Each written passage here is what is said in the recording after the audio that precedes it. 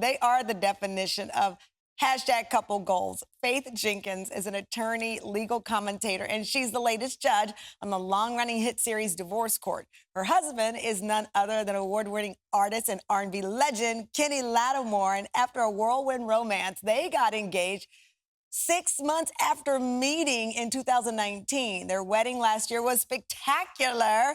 They both join me now from their home in Los Angeles. Okay, I guess I can still say congratulations. I still feel like you're newlyweds. Do you feel that way, Faith? Yes, we do still feel that way. Although we got married and the quarantine and everything happened about 5 days later. So although we've been married technically for just over a year, it's 3 years in pandemic time. Right. Listen, it's a lifetime. You are ready with your 50th anniversary now with all we've been through. Kenny, I love the story because that's a classic example of a he said, she says, or what you see versus what he sees. So there you are thinking, you're looking for the flirtation. You're looking for her to give you that signal. And she's like, okay, can I have some mayo for my turkey club? Right. And I should have known we had a 2-hour conversation, so I should have had an indicator by then. But yeah, I've been in LA a long time. And so it feels like, this is how it normally goes. But it's kind of refreshing that, not even kind of, it's absolutely refreshing to have something different happen. And I always call her clear. Yeah. She's very clear in how she thinks and how she approaches things, and I appreciate that. So, well, that's that law background. She's got to keep it clear and straight. So, Faith, when you were on that 2-hour lunch date, I mean, were you trying to hide signals of interest? I mean, were you trying to play it cool? No, I more so wanted to be a listening ear. I wanted to have a great conversation and just talk and see what he was really about. We were actually fixed up by someone that I know, Aaron Lindsay. He's a music producer, but he was really good friends with Kenny. Yeah. I didn't know him that well. I'd only met him a couple of times, but he told me about him, and he said he's a wonderful singer, but he's an even more wonderful person. Is it true, Faith, you had a list like of 50 things you wanted in somebody? Yes, and I wasn't always like that with this long list, and I'm out just seeing who checks off everything on the list. But before I met Kenny 6 months prior to us meeting, I'd actually gone through a breakup. And I just decided in that time period in my life, having been single and out in the dating streets for a minute in New York and LA, that I wanted to be clear about what I wanted. And I had to get real with myself. And so I listed out everything, and it ended up being a list of 50. And, I joke with Kenny because I tell him he was 49 out of those 50 things because he is not 6'2". But that was on my list. But I was happy to meet someone who just really exceeded my expectations. Right. So, Kenny, how did you propose? And that's fast, 6 months. Woo. Yeah, I knew. And in our conversation, one of the things I knew was that New York was one of Faith's favorite places. She had started her career there and everything, so it would be great to create a memory in New York. We had decided to take some photos very casually, but Faith was administrating that. And I was like, this is perfect because if she's administrating this, she's not going to expect me to pull any surprises. I'm just kind of going off of her direction. So I had a friend fly in from out of town, and he met us at a point where we had just completed the photo shoot or the pictures and all. And he walks up and he says, oh my God, you all are so beautiful. And I see couples all the time. And I want to encourage them and I want to pray for you guys. So I was like, oh yeah, come on, let's pray. So we held hands. I was very skeptical in that moment because I lived in New York a long time. We don't even make eye contact on the train. Right. He wanted to do a prayer circle in Central Park. But we did it. And after we finished, it was a perfect day. And I turned around to her.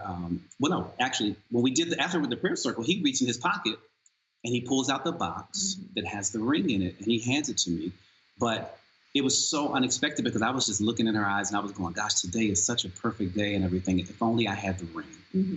So he pulls out that box, he gives it to me, and I was surprised. He managed to surprise me because, I pride myself in being a trained investigator as an attorney and former prosecutor, and he managed to surprise me. So I was. Yeah, which I kind of do. That's why I knew I couldn't have the ring in my pocket. Right. Listen, I'm glued to this story because at the point the man starts to reach in his pocket after praying, I'm with you, Faith. I'm like, wait, I live in New York. What are you doing, sir? What's going on here? But you went with the flow. You guys, I saw the post once you tied the knot. Your wedding was stunning. So beautiful. It was massive, too, Faith. Was it 300 guests? Yes, we had 300 guests. It was hard because when you're putting together this list and you want all your closest family and friends, and I was trying to decide, do I really want to have something big or something small? But Mm, because no one knew what was going to happen 5 days later, I cherish that day so much more now because all of my family, my friends, everyone from right. so many different phases and aspects of our lives were in the same room, and it was the last time we've all been together. Right. And Kenny Lattimore, of course, as I said, when you're Kenny Lattimore, do you sing at your own wedding? Do you sing your proposal? You got Stevie Wonder. Stevie Stevie Wonder Wonder. sang Faith Down the Aisle. Yeah. He did the song You and I, which Oh, was nostalgic to me. I grew up loving him. He's my favorite artist and good friend. So we were tremendously blessed. I think me singing is expected. So we tried to have things that were completely unexpected throughout and that we could enjoy together as opposed to me feeling like I'm working. right, right. You don't want to have to work at your wedding. You're already putting in it. But you know what, Faith, I know you're busy with divorce court and all that, but you also have a book coming out on Yes. basically love. Tell me about this book. Yes, I wanted to write a book, Tamron, because when I was 25 years old, I went through a devastating heartbreak. I didn't know how to handle it. I didn't know what to do. And as I said, I went on to date for the next 15 years of my life. And I was sort of navigating this landscape and trying to figure things out. And people would often ask me when I turned 35 and I was still single, well, why aren't you married? What's going on? What's the issue? And if you're not careful as you go through life and you're turning 35, you turn 40, you're not married, you can feel pressure, whether it's from yourself or from outsiders. And for a lot of people, they succumb to that pressure and they just feel the need to just pick someone. So I wrote this book, and it's a story. It's a guide, but it's also a story about my journey and Hmm. how I didn't settle. So I wrote this book. It's called Sis Don't Settle: How to Stay Smart in Matters of the Heart. It's from Legacy Lit. It's an imprint of Hachette. And it's available now for pre-order, and it Oh. comes out actually November 2nd. So I'm really excited about this. And I hope that it empowers a lot of women, just sharing my story and my journey and what I've learned and what I've seen and witnessed, not only in life, but on divorce court. And, can I went through some heartbreaking and heart Listen, wrenching. I love it. I love the fact that anyone who presides over divorce court still believes in love, because some of those stories will make you question if you want to go down the aisle. So I'm happy that you said yes. I am so happy you shared your beautiful love story, and congratulations, Faith, on the book. Thank you. Thank you so much, Sharon.